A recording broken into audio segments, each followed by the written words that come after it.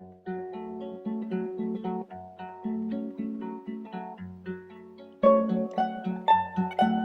new aspects about archaeology and art, and thinking about the past, present, and future. I just simply want to welcome you, as I said, and so I just had a few thoughts really about the fact that the British Museum has had Cypriot antiquities within its walls for over 200 years. And it's a very rich collection. It's the second biggest collection in the world outside of Cyprus itself. The largest is in Sweden, in Stockholm, which we will learn a little bit about this evening.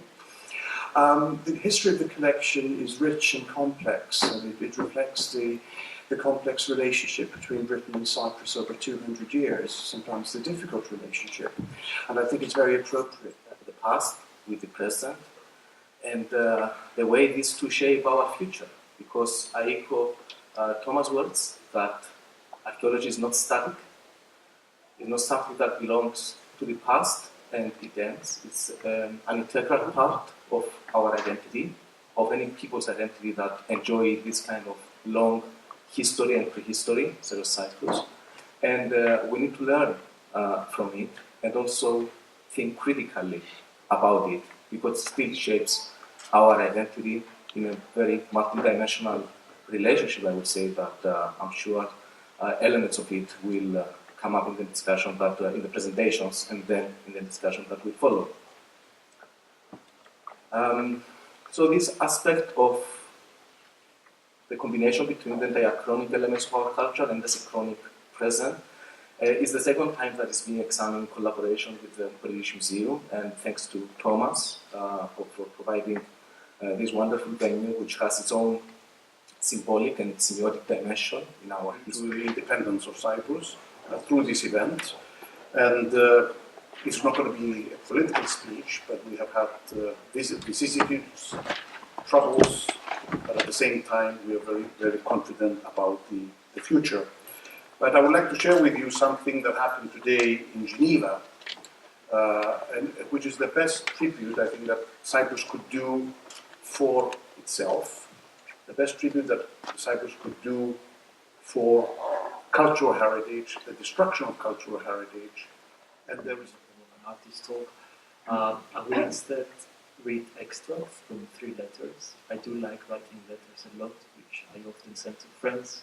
Sometimes they get published, sometimes they're all read. The first one is an extract from a letter which stood as a proposition for a book which still needs to happen.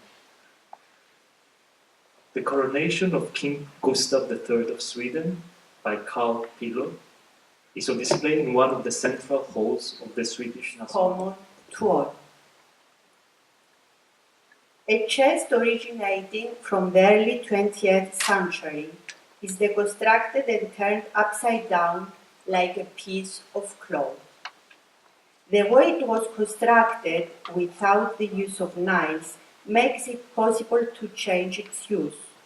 It is turned into an archive of my work for the period 1981 to 2030, and this can be processed by the public as an instrument of transforming women. You are mine. We are from Venus. My father was Uranus and no mother to talk of.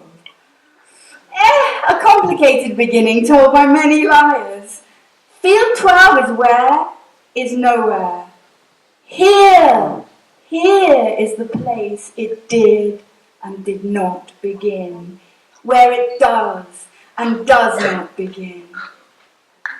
Don't. And in that moment, and for me it's very important the way I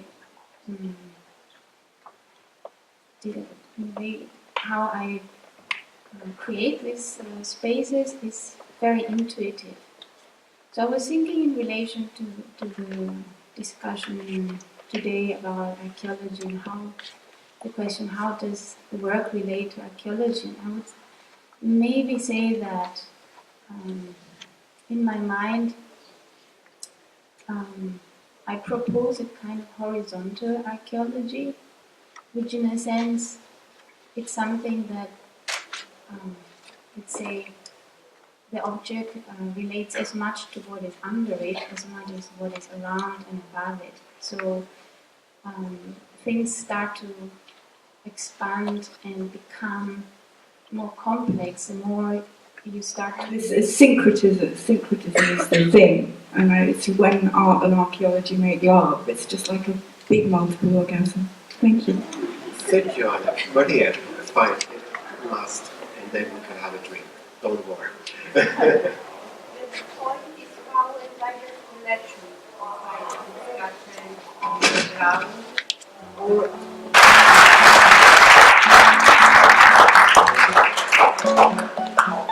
where the drinks reception is just outside.